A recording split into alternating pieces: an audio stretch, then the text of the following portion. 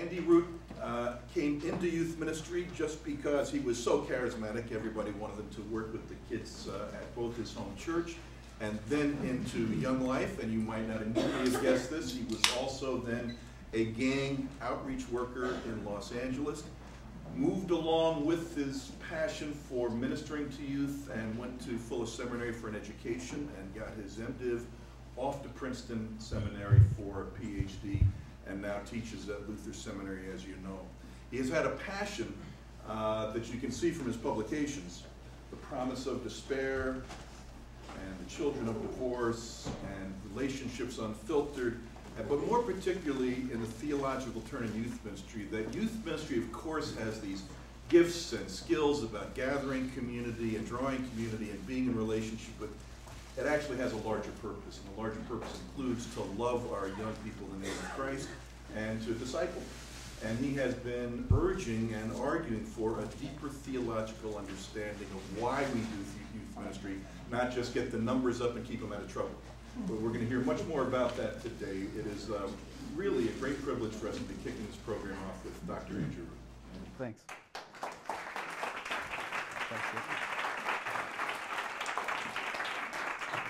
Well, it is absolutely a pleasure to be here, and I'm very thankful that you all came. And so what I'm going to do is I'm just going to dive in. And the hardest thing for me is going to be to stay within 55 minutes. So you can all pray for me. I would appreciate that. But I have a few video clips I want to show you towards the end, and I tell my own students that you live by the video clip, you die by the video clip. You know, so stay for that. If you're thinking, I got to go to a meeting, there's going to be TV coming, so you may want to stick around here.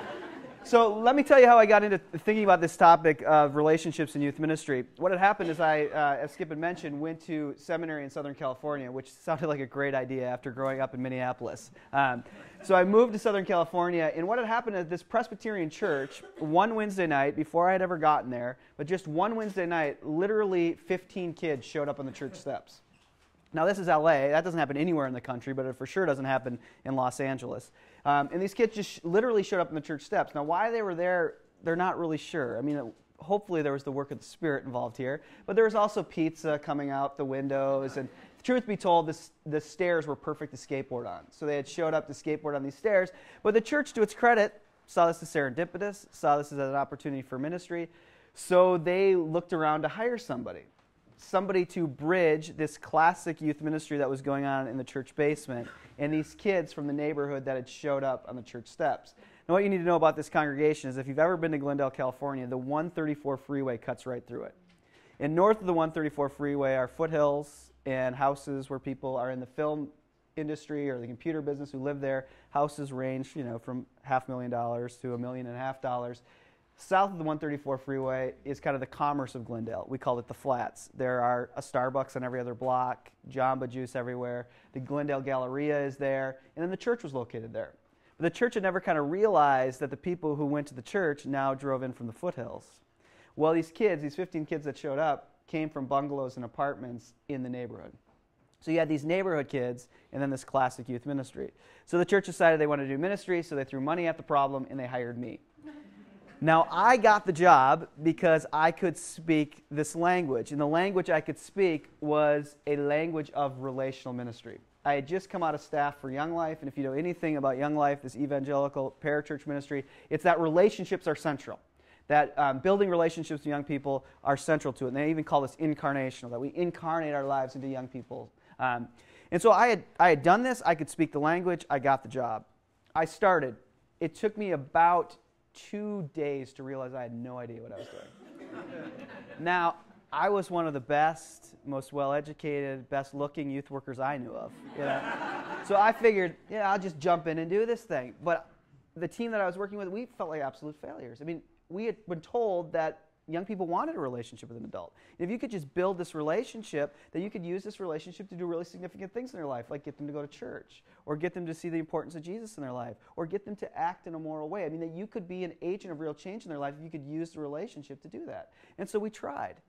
So I would meet a kid on there, just as my youth ministry gurus had told me, that I went into their environment, to their school, to their adolescent hangout place, and I would come up to them and say, hey, how you doing? And Mark, this big 6'5", ninth grader, would look at me and say, get the F out of my face. No Doug Fields book ever told me what you do after that happened. Like, what's the response to this? And so I would do this. And how do you do ministry with a group of kids who refuse your relational contact but continue to ask for it? Because they would show up on a Wednesday night when we'd have our program at 3 and stay till 11:30, but wanted nothing to do with us. What do you do with a group of kids when you finally convince them to let you take them out for a burger and a Coke, and when you drive them back into their neighborhood, the fog that has come onto your windows, they write rival gang signs on it, so when you drop them off and drive back through the neighborhood, your life is in peril. And when you confront them on this, they just think that was a really funny prank. What do you do? Well, it was actually in the middle of a fight with my wife that things became clear. Now, this joke never works, but things always become clear in fights with my wife, that it's my fault. See, some of you are laughing. Thank you for the courtesy laugh. I appreciate that. Most of you are thinking, what a jerk.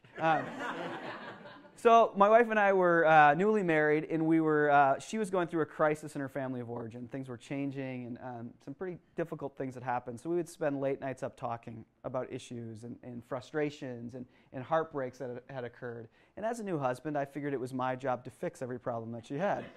So she would say, I'm so angry at this person. I can't believe they've done this. I could just scream and say, well, don't think about it like that.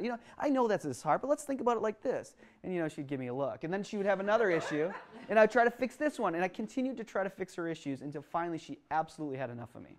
And she gave me this look that could kill, and then she said these words. She said, stop. Stop trying to fix me. And then she said these incredibly transformational words. She says, don't you know relationships aren't about fixing each other? Stop trying to fix me and just be with me. And if you can't be with me, nothing can get fixed anyhow, so just stop and be with me. Very quickly, I realized that's exactly what I was doing in my ministry, that I was using my relationships to fix these kids. And these kids were from pretty rough neighborhoods, and they knew when someone was on the hustle. And the truth be told, I was on the hustle. I was using my relationships to get somewhere good, but I was essentially using the relationship to get somewhere else. So it led me into this journey of thinking, well, what's the point of our relationships in youth ministry? And if there's something I think that we probably all share, we can talk about this as we go, but that we kind of think that part of the point of youth ministry is building relationships with young people, that relationships are an essential piece of it. And you usually want a solo pastor or your lead pastor to be able to preach, and maybe the associate pastor to be able to do some pastoral counseling or something. But usually when it comes to the youth worker, the youth pastor, the youth director, that person needs to build relationships with young people. But what are we actually talking about when we use this language of relationships with young people? Now, I'm going to do something really rude. I'm going to throw a question up. I'm going to ask you to talk just for a second together, but we have limited time, so I'm going to cut you off. So if you're somebody who has to talk, you're going to have to bulldoze the person you're talking to. So hopefully you're sitting next to an introvert if that's you. But here's the question, okay? And I'm going to cut you off. You have about 45 seconds to a minute to answer this question. And the question is this: why have relationships been such an important piece of youth ministry? How would you answer this question?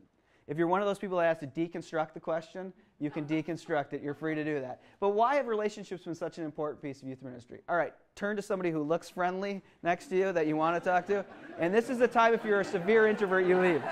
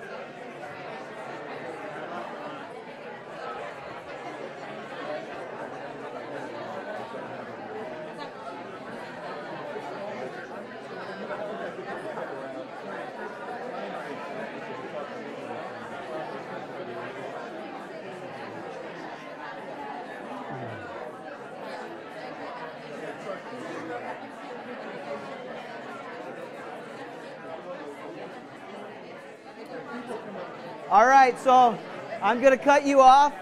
Sorry. You can pick up the conversation later. But maybe just two responses to the things you talked about. How would you answer this question? Maybe just two people. Why have relationships been such an important piece of youth ministry? Because you're trying to model a Yeah, it has something to do with modeling, witnessing to a relational God, maybe. Yeah. Because if you don't have the relationships with Him, then I can listen to what you have to say versus your program or anything about God. Mm-hmm. I think that's true. I mean, we could make an argument that maybe we're in a cultural context where young people don't just de facto trust adults or just trust people in their lives. So it's tended to see in youth ministry, not only do we want this to witness to a relationship with God, but one of the ways for them even to give us any time to listen is to build a relationship. Now here's the stupidest statement you'll hear all day, hopefully. Here it is. The world has changed a lot in the last 200 years. You're like, thank you very much. It was a free lunch. I guess it was worth it. But all right, so here we go. Let me rewind 200 years and just make that case. It used to be that the family was a hermetically sealed unit. In other words, everything you would need to survive, for the most part, happened within the family. Now, we shouldn't be too nostalgic about this. This could be really harsh. Maybe if you hated your family or your family was suffering certain oppression and things like that, it could be very difficult. But for the most part, everything you needed happened within your family. Your basic needs were met within your family. Your relatives were very close by. Your religious education would first and foremost happen at home. I mean, the early Protestant Reformation, in Luther's Small Catechism, we often forget this, but this was originally written not for the village pastor, only secondarily for the village pastor. It was first and foremost written for father and mother to take child on knee and to catechize them at home. So you would learn your basic religious education at home. We are, especially in the youth ministry world, we are worlds away from that. Most parents in our congregation feel like, I don't know what I would say to my kid. We're paying you. I mean, we're putting money in the offering plate for you to do that. And we're kind of at the first time in the history of the church where we have a congregation and families inside a congregation who feel like it's not their responsibility to pass on faith to their children. It's your responsibility as a specialist. And what they say is, oh my gosh, well, you went to this thing at Yale Divinity School. What would I do? You know what to do. You're the specialist and do this. But this is a really new historical phenomenon. Education would happen inside the home. Some of us were actually raised on the historical documentary Little House on the Prairie. Remember Little House on the Prairie? I'm still freaked out about the Halloween episode. When I saw it when I was 8, it still freaks me out. But remember Little House on the Prairie? When I was watching it growing up, I was always shocked because I was a kid going to a high school of 2,000 students. I was always blown away by the one-room schoolhouse. And the most fascinating thing was that you would have an 8-year-old and then like a 15-year-old that were taking classes together.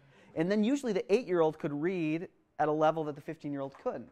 And there are some legitimate historical reasons for that. One, the 15-year-old was probably needed at home to work the farm or to do a harvest, and the 8-year-old was free to go to school because, after all, human muscle was needed more than a human brain at this time. But also, that 8-year-old probably learned to read and write, add and subtract at home, where the 15-year-old didn't have that. I mean, your basic building blocks for education happened at home. Your recreational life happened there, and then the family really was an economic unit. You couldn't wake up in the morning and think, I hate my family. Well, a lot of people woke up and said, I hate my family. But you couldn't say, I hate my family, I'm moving to LA and becoming an actor. No one could do that. I mean, you were dependent on these people to survive. Hate them or love them, you needed these people, and you were stuck with them. Now, fast forward through industrialization and into our own time, and all these circles have fallen apart. And they have become what the American sociologist Peter Berger calls the pluralization of life worlds. Now, what Berger means is that now each one of these worlds becomes a world unto itself, with its own practices, its own ideologies, and for our narrative here about relationships, its own intimate connections and relationships become significant in that. It becomes a world unto itself, Berger asserts. So to such an extent that you can imagine this, that everyone has breakfast together in the morning, and when they finish in this period, they all go off to do their own things. For instance, kids finish, they go off to a government institution to get educated. Dad particularly goes off to a corporation to go to work. And early on in this period, mom gets up and doesn't work the family's basic needs, but actually goes and buys them. And what happens is what's going on in these different worlds is not transferable to the others. In other words, parents have no idea what's going on in this government institution called school. And, kids have no idea what's going on with their parents at work. And it goes to such an extent that the way that dad treats his employees at work cannot be the same way he treats his children. So he can't come home from work and think, man, I would really like to upgrade to HBO. Some great new shows coming out. But I'm seeing we're paying Susie about $80 to $90 a month in allowance. Susie, come here. Susie, we've loved having you in this family. You have offered so much to us, but things just aren't really working out. We're going to have to let you go. I mean, Dad cannot treat his children the same way he treats his employees. That they're completely different logics. They're completely different ways of functioning. And so we become these people who have to bounce in and out of these worlds. So when I talk to youth workers, one of the things that they often complain about, if we were playing Family Feud and like top 3 things youth workers complain about, pretty close to the top is this statement. And I'm sure you people don't say it, but other people, other youth workers say it. They say, the problem with our kids is they act one way at church and another way at school. Has anyone ever said that or heard things said that way? You know, they act one way at church and another way at school. And we act as if that's an adolescent problem. Their parents do the exact same thing. They act one way at work, in another way at church, in another way at their recreational activity, and another way with their buddies they go to a bar with. I mean, this is what modernity does to us. It forces us to bounce in and out of these worlds. And you actually are more successful the more kind of different selves you can take on in these and mobilize these for yourself. So adolescence becomes this time of figuring out, when you're in particularly this education sphere or this friendship sphere, who you are and how to function in those. Now, it's no wonder then, in the context of youth ministry, that particularly after the 1950s into the 60s and 70s, we start to use this word relational ministry. Because you never talk about relational ministry in this world. It would be redundant. Why would you? You're given these relationships. You actually hate these people, but you're stuck with them in a relationship. This world now, you're an individual. And you bounce in and out of these worlds. And in each of those worlds, you have to figure out who's friend or foe, who's somebody to connected with, who's not. So a lot of your world becomes negotiating these relationships as you bounce in and out of these worlds. Now let me push this just a little bit further. Anthropologists seem to tell us that all cultures across time and space seem to have these 5 broad categories to them. Very broad. But there's something called family, something called society, something called government, something called economy, and something called religion. Now, they can be radically different across time and space, but there seems to be something like these broad categories. For instance, you can just think of ancient Hebrew family and Victorian English family, radically different conceptions of family, just polygamy, monogamy, I mean, radically different conceptions, but there's still this broad category called family. Now, if we were to imagine these like the continents and continental plates, the bigger they were, the more cultural esteem they had. If we were in the heyday, which I think was the wrong nostalgic assertion, but we kind of imagine, at least some of us in mainline denominations, imagine in the 1950s everything was okay. You know, if we could just kind of turn back the clock to the 1950s, everything was okay. Forget all the sexism and racism and all that stuff. But if people went to church, I mean, that was good, right? I mean, we kind of have this nostalgic illusion that everything was okay in the 1950s. But the truth be told, maybe, if you were to give these value, the bigger they were, the more cultural value they had, maybe in the middle of the 20th century they looked something like this. Family was huge. Religion was huge. The economy had its place, society had its place, and government had its place. But the two kind of driving cultural spheres were really family and religion. In this cultural context, you never had to convince a parent why they should send their kid to confirmation instead of to football practice on Wednesday night, or why they had to be at confirmation instead of piano lessons or tutoring. I mean, you're just going. This is the way it was going to be. We did this thing. These were kind of driving cultural realities. Now, if you fast forward to our time, I think these things have radically shifted. And they look something more like this now, if you can see that. That economy is huge, society is huge, the family has shrunk a great deal. Government, depending on your politics, has got a little bit bigger, a little bit smaller, and religion has shrunk a great deal. It doesn't mean people are no longer religious, but it doesn't seem to organize their lives like maybe it once did. Now, if there's a second thing that youth workers always complain about, the first one is our kids act one way at church and another way at school. The second thing is something like this. Parents are the spawn of the devil. Have you ever said it? And usually what that all goes back to is this very fact. What they'll say to me is they'll say, my parents, my church, they just don't help me out.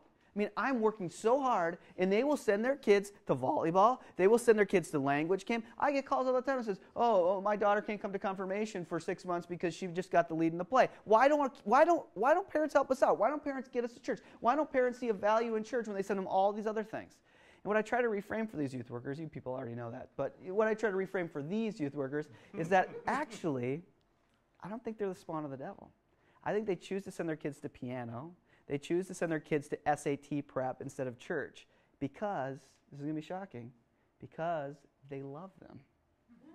And what they've done is they tacitly, I mean, it's not necessarily cognitive, but in the back of their minds, they know this is the culture.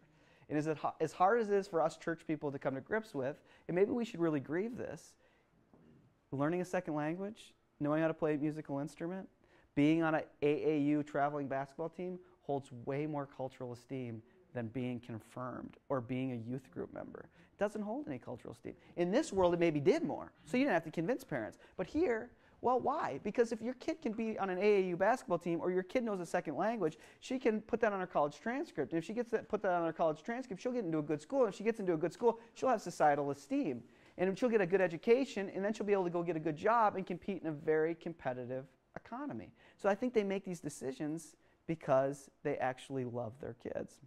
So Raleigh Martins is going to be here next, and Raleigh's a good friend of mine, and so I hope he may tell a story, he may not, but I'm going to steal this story from him. When you meet Raleigh, and you should come back to hear Raleigh, because Raleigh, this guy, he's almost 70, and he's so energetic, I can't keep up with him. But Raleigh is this kind of guy who loves to talk to anyone, so watch out if you're having lunch, because he will talk your ear off. But so when I get onto an airplane, I put every sign up that says, do not talk to me. I don't want to look at you. I don't want to have anything to do with you. Every nonverbal I can put up, I do that. Raleigh gets onto an airplane, it's like shaking people's hands. Hey, good to meet you. So he's sitting next to this businessman on an airplane, and of course Raleigh turns to him and says, so what do you do? And they're talking, blah, blah, blah, blah. And Raleigh, of course, will talk to anyone about anything. So he says, so do you go to church?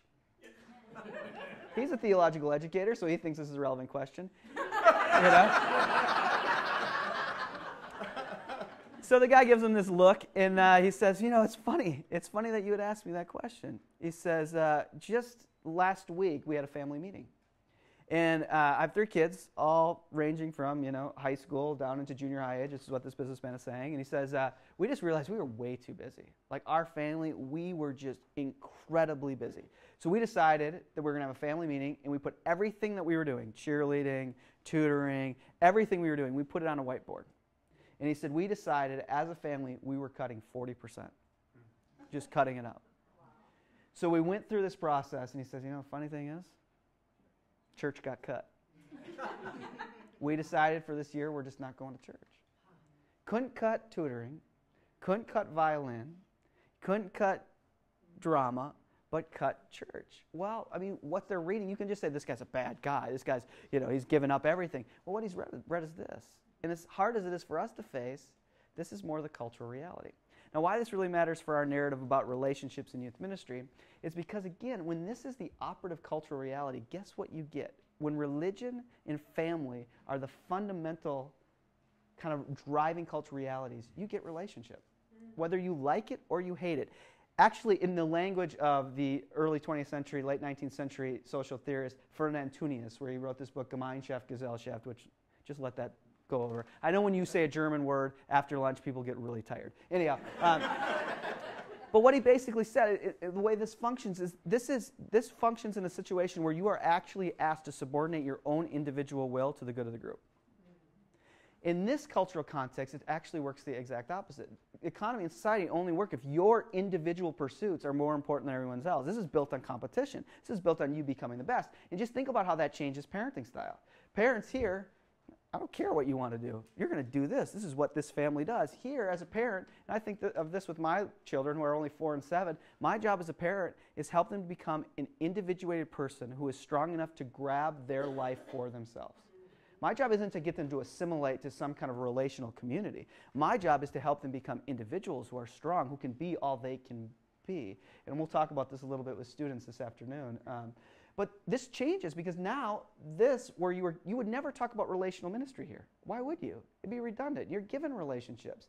There's really even no need for youth ministry in this kind of functional society. I mean, you are bound within this community. You know yourself within it. It's no wonder that youth ministry comes around for even this rhetoric of relational ministry really comes to the forefront when this culture starts to become mobilized. Because now you go into this big government institution called a high school, and who is your friend and who is your foe?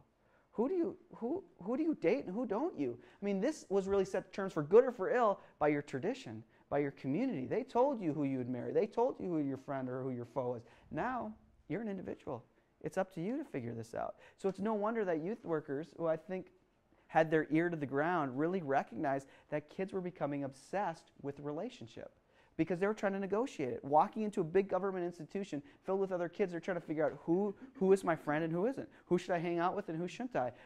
Where do I belong and where don't I? And of course, adolescence or teenagehood just expands from something from 8 o'clock to 3 o'clock. Now you can't get away from it. And so, especially with social networking sites, you're a teenager forever. I mean, you don't get a break from being a teenager. You're always a teenager, and you're negotiating where you belong.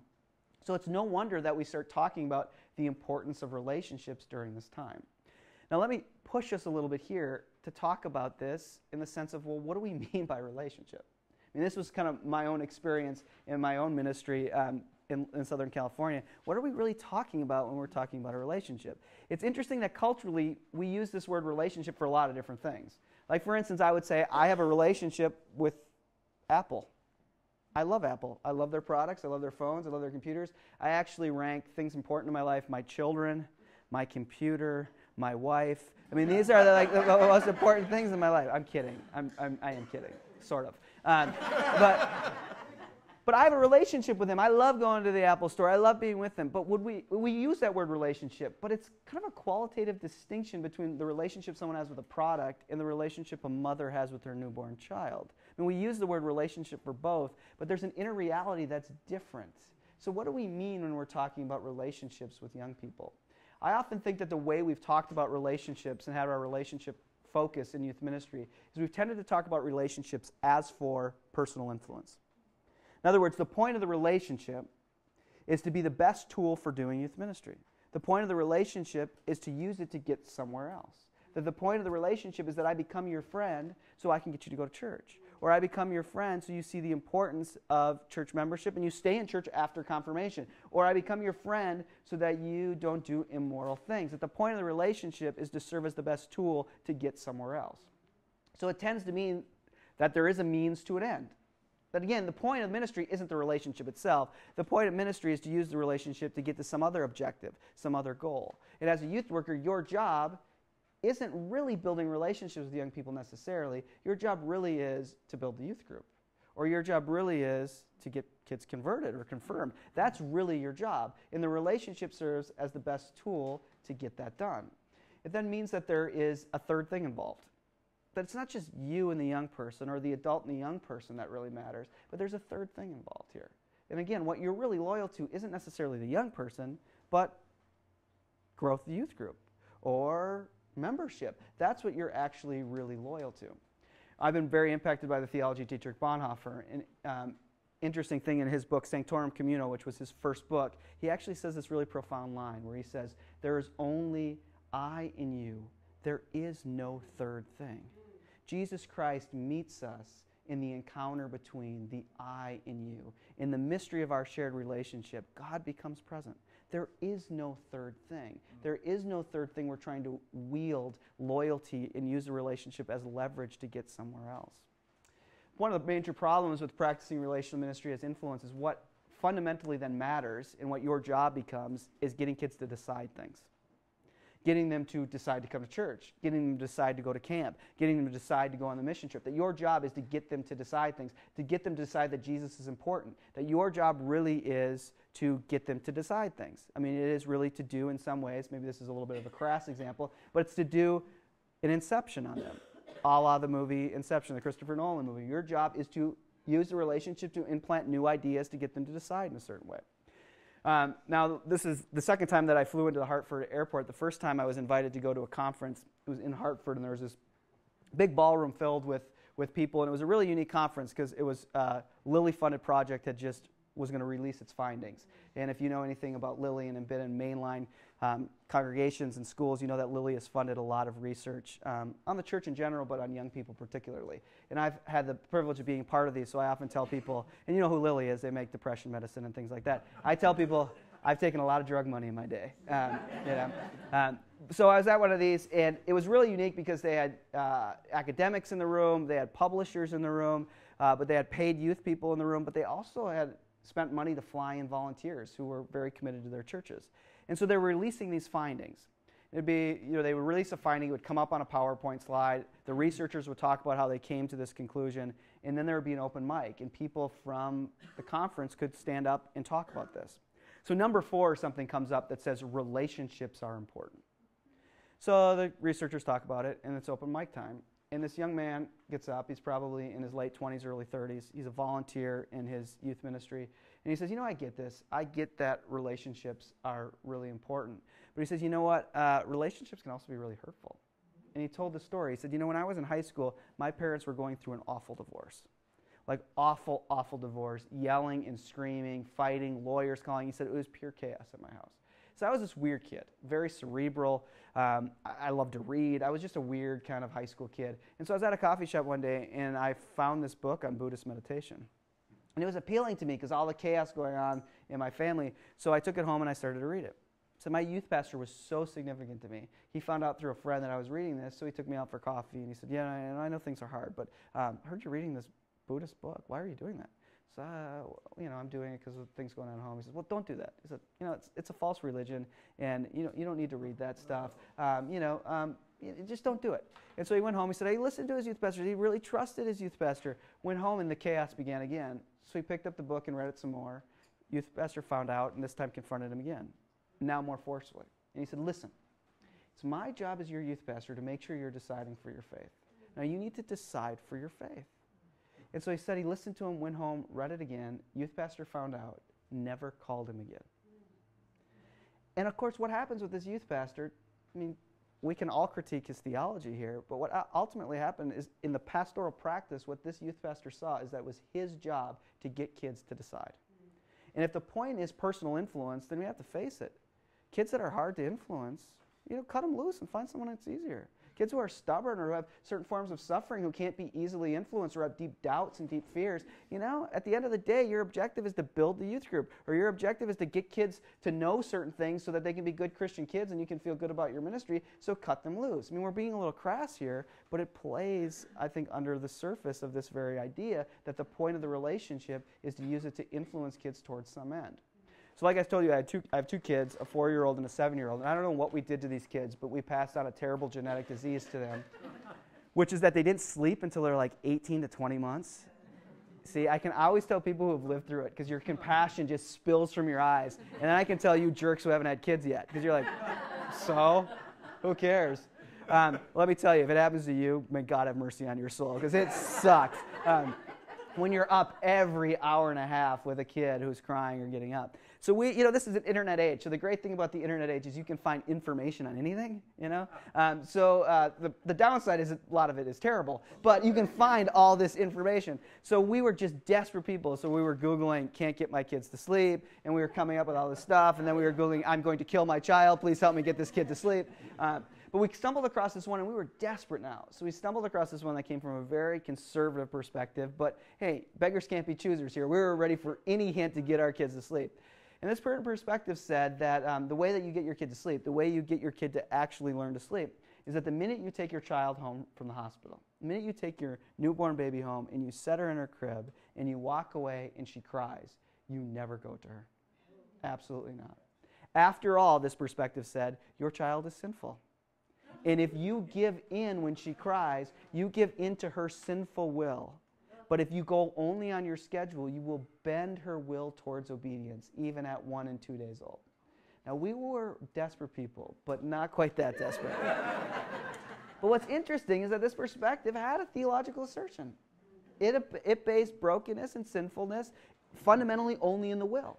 And it was all about deciding. So now, the way they wanted us to parent our kid was to bend her will towards decision even when she was 1 year old. But it really plays into a relational ministry of influence, that your job is to bend kids towards some form of obedience. Maybe it's not a conservative kind of understanding of obedience, but it is to come to church. It is to be part of the congregation. It is to be a good moral kid. That is fundamentally your job, is to bend them towards deciding.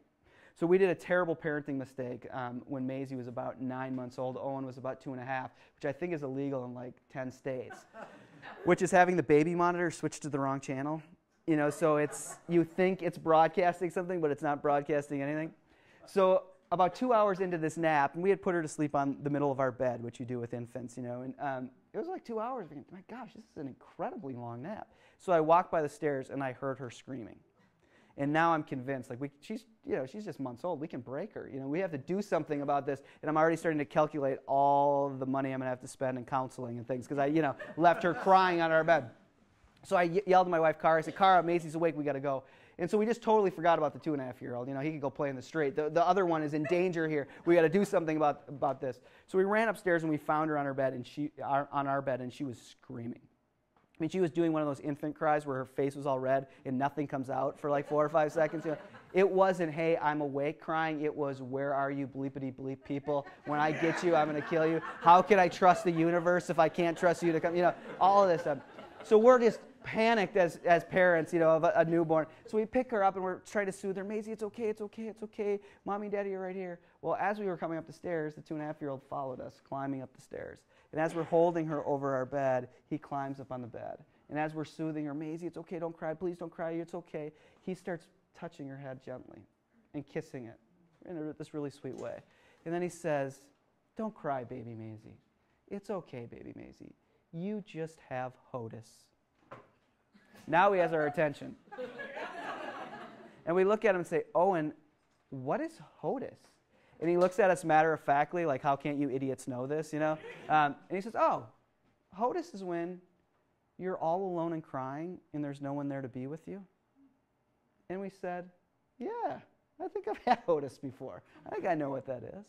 And maybe the depth of the human condition isn't that we're just big wills that need to be bent towards something, but all of us, whether we're 9 months or 9 years old or 19 or 99, we know what it's like to be all alone and crying and needing someone just to be there with us, someone just to share our place, someone just to be with us. Maybe the depth of the human condition is that we know what it's like to have HOTUS, this made up 2.5-year-old word, that we know what that's like. And in the midst of practicing relational ministry as influences, we tend not to see kids in this point of being all alone and needing someone to be there with them. We have other things we got to get to. We have other places we need to direct them, that we can't just attend to their humanity, that yearns for someone to be there, someone to hear them and to see them in the midst of this. Now, I also think that the incarnation, this confession we make, that Jesus Christ is the fullness of God, that God in Jesus Christ has entered into our world, I think that actually the incarnation has very little to do with influence at all. Now, in my family, every Christmas Eve we go over to my grandmother's house, and she's of Swedish descent, so we every Christmas Eve have to have Swedish meatballs. And if you've had them at IKEA, you have no idea how much better they are than my grandma's. Just stick with the IKEA Swedish meatballs. You just wonder, what century was it that the Swedes discovered salt and pepper? They're just this bland gravy. Please do not send that as you're recording this to my grandmother. I would feel horrible. So every Christmas Eve we have to have our Swedish meatballs. And as Christmas dinner is over, we put the dirty plates, where I've only eaten half of them, and we put those up onto the counter. My grandma's terrible at Swedish meatballs, but she's great at Christmas cookies.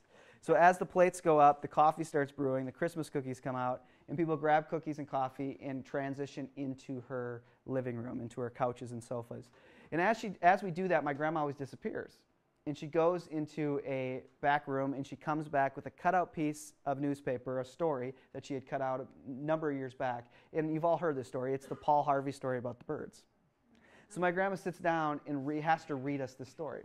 And it's a story about this man who one Christmas Eve decides he's not going to church. He doesn't believe.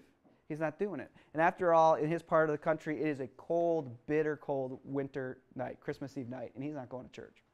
So he watches his family get all bundled up and head off to church. He grabs a book and a blanket, lays next to the fire, has kind of a laugh to himself on how much smarter he's decided to spend his night. Well, halfway through his night, he looks out the window, and there's these birds on his lawn, these sparrows. And he's read the weather forecast, and he knows it's going to get bitter cold. It is going to get really bitter cold. And he knows these birds will not survive unless something's done. And so they're just out there on his lawn. So he's filled with compassion, so he decides that he's going to go out there and he's going to save these birds. I mean, he knows they're going to die, that there's no way they're going to make it through the night. And the last thing he wants on Christmas morning is for his kids to come down and see dead birds on the lawn anyhow. So he wants to do something for these birds. So ironically, he has to go and put his hat and coat and boots on, and he heads outside. And he knows he just has got to get them through the night, get some shelter. So he opens his barn door, his shed where he keeps his tools, and he decides if he can get his birds in there that they'll be safe. So he tries to shoo them in. But of course, with every shoo, they jump the opposite way. They have no idea what he's trying to do here. So he tries again, now with a gentler voice, but still it doesn't work. They jump the other way. So now he's getting desperate because it's getting colder even as he's out there, and he knows he's got to do something for these birds or they're going to die. So he makes a trail of breadcrumbs thinking that he can lure them into the barn and they'll be safe. But they still won't follow him. So now he's getting desperate. He knows something's got to be done, and something's got to be done quick, or these birds are going to die.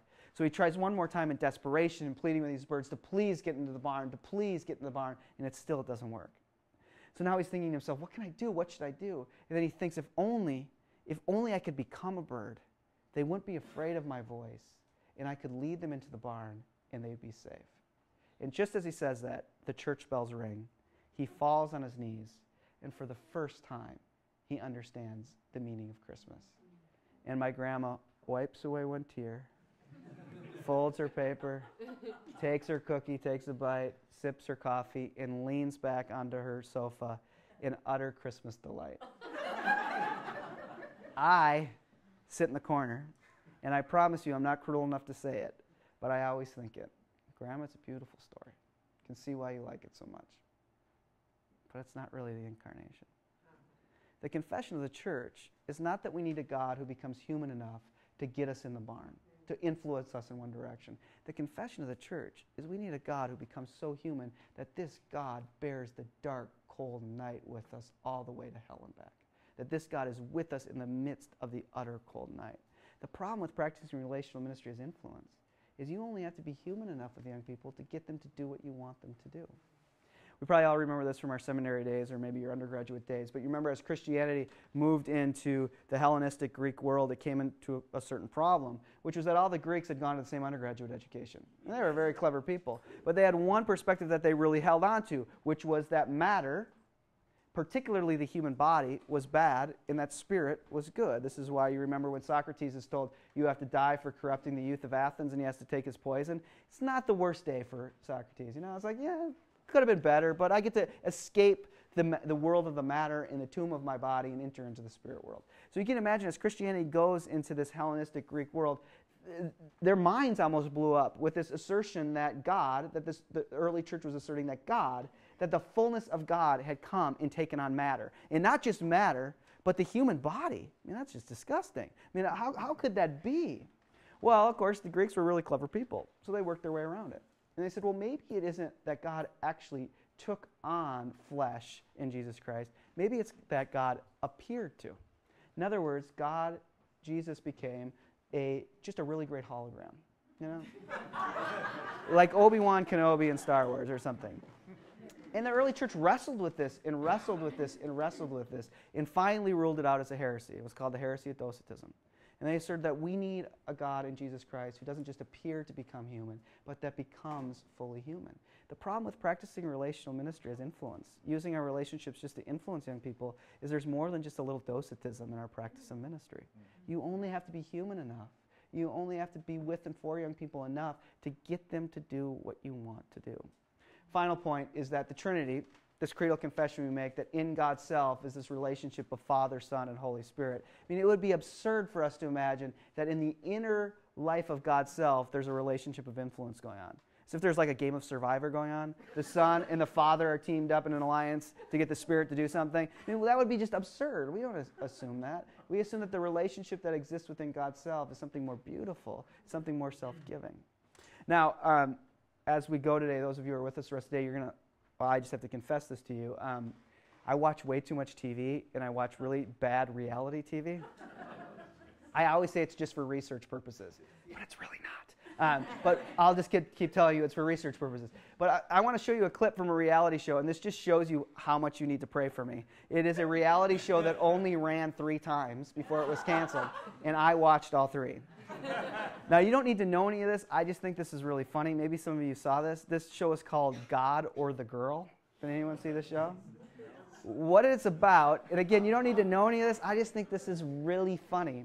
It's all about these men. They're all men who are in serious dating relationships. Like they either have bought rings to get engaged or they're going to pick out rings. I mean, they are close to getting engaged. But they're also considering becoming Catholic priests. So they literally have to choose God or the girl. All right. I just tell you that so not only can you pray for me, but you can also pray for the people in some room in Burbank coming up with these ideas. Like, hey, you know what would be a good idea? We should try this. So you don't really need to know any of this, but if you want to find the show on the internet, you can find it. But what's happening in this particular clip is one of these young men is actually right now involved with a college ministry.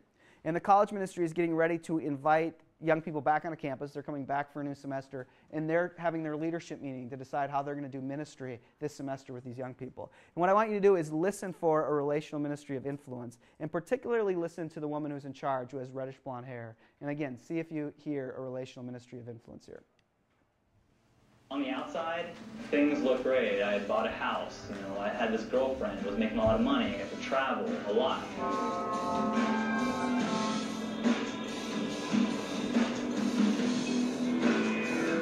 All the things that the world said made me a success, on the inside, there was emptiness.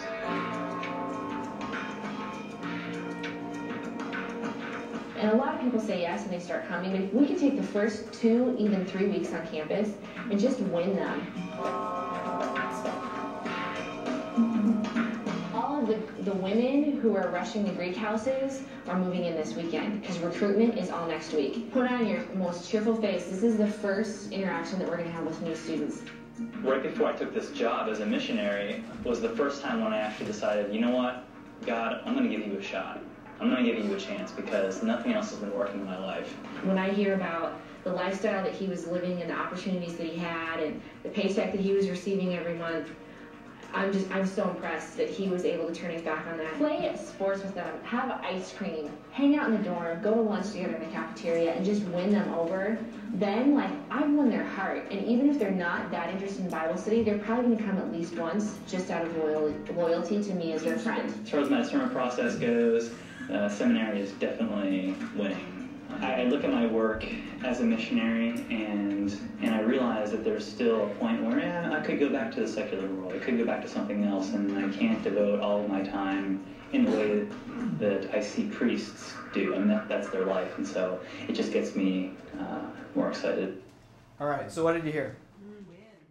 Yeah, there's a language of win them over. Now, I always say this after I show this clip because I'm afraid that this young woman is going to be in one of these rooms I'm at, and then she'll hurt me at some point. But I've said pretty much these same exact things. So I just say that as a disclaimer. But yeah, she says, win them over. And how is she going to win them over? Ice cream and Frisbee and a smile. Yeah, I was somewhere in Texas, and believe me, I have seen this clip millions of times. It almost makes me nauseous because I've done this presentation so many times. But somebody finally said, you know what I noticed is that they say, put on your smiles. And he said, the reason I remember that is because when I worked at Walmart when I was in high school, before our shift would start, they would say, put on your smiles. But yeah, she says to win them over with ice cream and Frisbee. Now, I'm not against ice cream and Frisbee. I like ice cream. Frisbee, I can't throw it straight, but that's my own issue. But what is she? She says, have ice cream with them, play Frisbee with them, and then at least once, out of loyalty to me, they're going to come to Bible study. Now, in some ways, that's kind of been youth ministry 101, that you use your relationship as this kind of context to build a connection so that they're receptive for you to say something to win them over. I get it, but let's be honest. None of us would stand for that in our own lives, in our own adult lives. Somebody from work said, hey, can I take you out for a drink after work? You said, sure, that'd be great. And you got halfway through the drink, and they said, well, really, the reason I asked you here. He says, my partner and I are in this great pyramid scheme, and we can get you in at the bottom. We would be incredibly frustrated. We'd think, I thought you wanted to know me. I thought you were in this to get to know me, and now this is a bait and switch here? And so often, I think, in the context of youth ministry, because these are young people who are making decisions and we feel like we have to somehow influence them in the right way, so often we use our relationships as a way to bait them over to something else. So we have ice cream with them, play Frisbee with them, or maybe something more sophisticated in your case. But the point is to use that to get somewhere else. Now, like I said, I'm not against ice cream. I'm not against Frisbee. But I actually want someone to have ice cream with me or play Frisbee with me because they want to know me. Because they want to get to know me. And therefore, I want to get to know them, which maybe means for them to confess the gospel in its depth. But I want them to actually know me. And I think this is the problem with relational ministry as the point to influence, is that it's really not about the humanity of the young person. It's really about where you get them. And I think the gospel is too beautiful. And our humanity is too beautiful and warped to assume that it can be encompassed in having ice cream and playing Frisbee to get kids to do what we want them to do. So if I've convinced you even just a little bit that there might be a problem with practicing relational ministry as influence, what might be another perspective? Especially if relationships are so important, as that kind of cultural piece at the beginning tried to make the assertion of. Well, maybe the point of our relationships in youth ministry, our point of our relationships in ministry in general, isn't for influence, but actually for play sharing. And play sharing is actually a word I've stolen from Dietrich Bonhoeffer. And Bonhoeffer says in his Ethics, he says, just as a good politician is for her people, a good teacher is for his students, and a good father is for his children, so Jesus Christ is for us. Jesus Christ shares our place. Jesus Christ is found with and for us. That Jesus Christ shares our place. So to practice relational ministry as play sharing means that the relationship isn't the best tool for ministry, it is the ministry itself. That the confession is that God shows up, that the event of God's very presence happens in the sharing of our humanity, in the seeing and being with and for, as Jesus Christ is with and for us, that the relationship is it, that the relationship is the point, that ministry happens inside the mystery of encountering each other's humanity and confessing God and confessing Jesus Christ, not outside it, but within it itself. So it then means to actually stand in for young people. That the point of our ministries with young people is actually to stand in for them, to be with and for them, just as Jesus Christ is with and for us. As Bonhoeffer says radically in his little book, Christ the Center, he says, Jesus Christ is ontologically, in the very essence of who Jesus Christ is, it cannot be separated. Jesus Christ is ontologically for you, beside you, with you. What you do unto your neighbor, you do unto Jesus Christ, a la Matthew 25, because Jesus Christ is there. Lord, Lord, when did we see you? What you did unto the other, you did unto me. When you shared in the life of the other, you shared in the very life of Jesus Christ. So it means to stand in for. It then means that the full person, that the full humanity of the young person matters. Not just their decision, but their full humanity is what's important. So I had a student who called me a few months after he had started a job, and he said, I took all your classes, and thank you very much because you've ruined my life. Those are always my favorite calls, And he says, I got to tell you this story. He said, I just got this job at this church, and it was one of these churches that had this sacred thing on the calendar that you had to do. And at this church, it was a senior ski trip. You had to be a senior to go on it, a senior in high school to go on it, but it was a ski trip. Well, they also had in their youth group and in their ministry this young woman who suffered from bipolar depression. And often when she was moving from up to down, she would lash out, and it was very hard for anyone to be around her. Well, he had looked at the roster of people who had signed up on the ski trip, and no, she hadn't signed up. And so he figured, this is her last shot. You only get to go when you're a senior. So he reached out to her, and he called her, invited her to come. Well, sure enough, she signed up to go. As soon as her name appeared on the roster, parents and kids started to say things like, passive-aggressive things like, well, I don't know if this is a good idea. I hope she doesn't have to stay in my cabin. Well, sure enough, they take her on the ski trip. They take the group on the ski trip. She's in a cabin with 4 other high school seniors and an adult leader. She has an episode, and it's much less than a good experience for all these young women. Get everyone home, unload the bus, clean the bus. My student is on his way home, and his cell phone is about to explode. Parents calling. Sets up a meeting with them on the next Monday. The parents get in there, and they berate him. How dare you? What bad judgment? How could you bring her along? Our daughters have been waiting to go on this trip since they were in 8th grade, and now you've ruined it for them? And just berating him. Finally, one of the fathers stands up, gets right in his face, and says, Listen, I get it. This is a church. People who are struggling should be here. I get it. But you need to tell me right now. She's been part of this ministry forever. You've been running this ministry for months. You need to tell me right now. How is she getting better? What way is she getting better? She has a right to be here, I get it, but what is happening to get her better?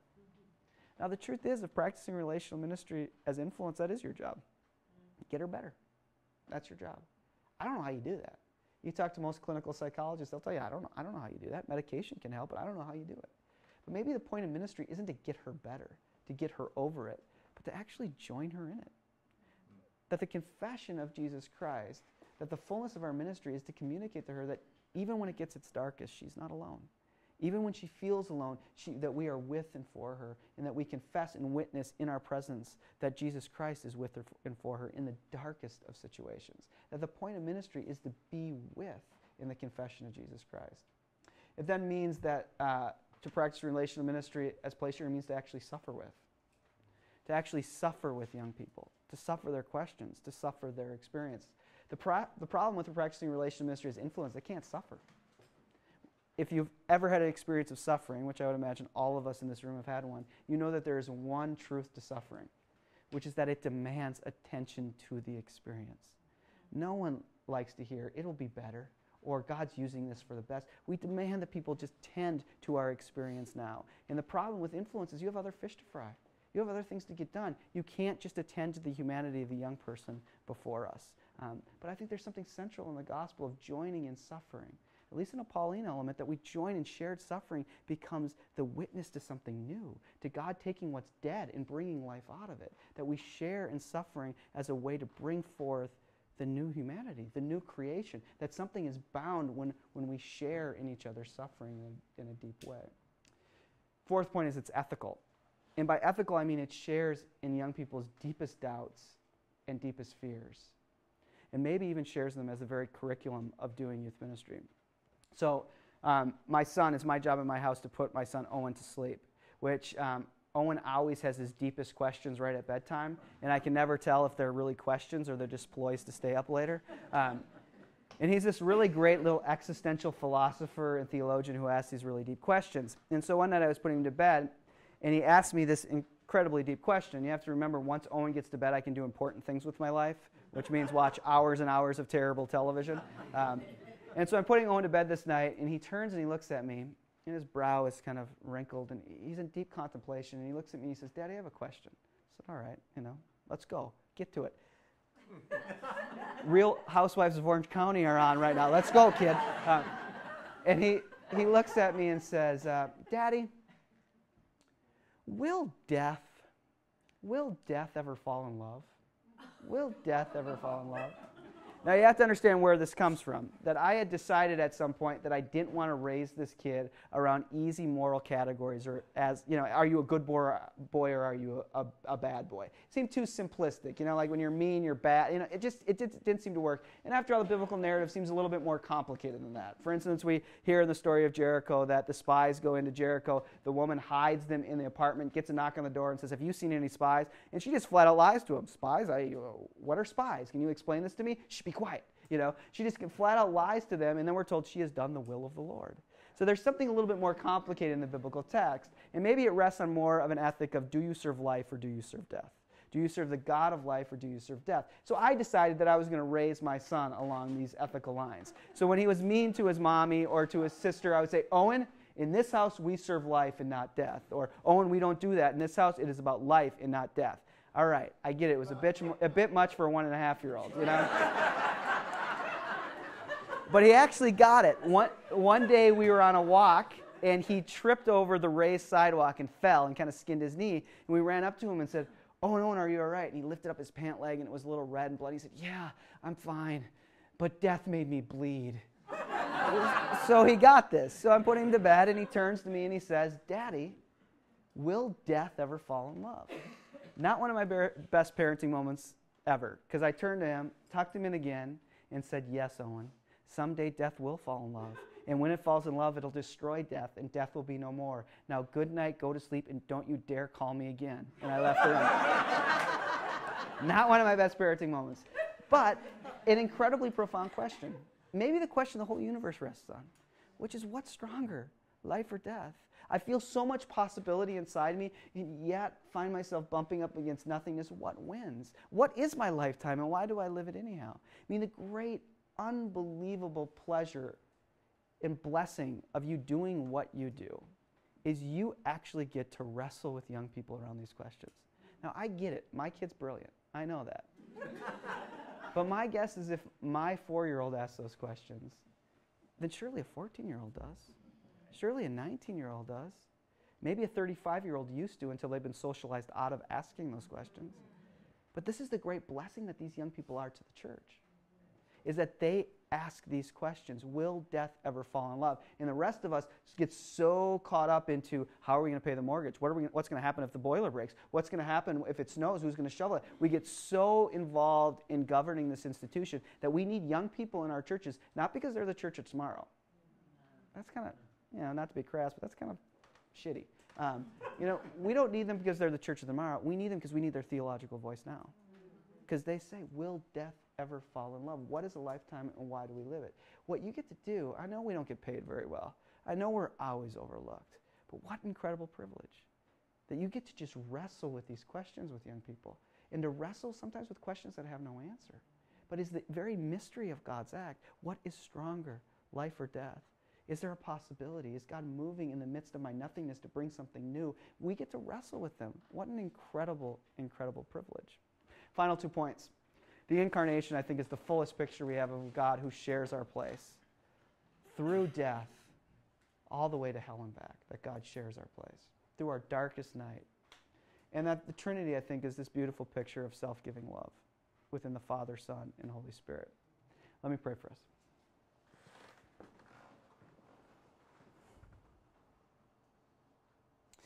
God, thank you for these people. And may you remind them even now the blessing they are to your church. We pray that you would encourage them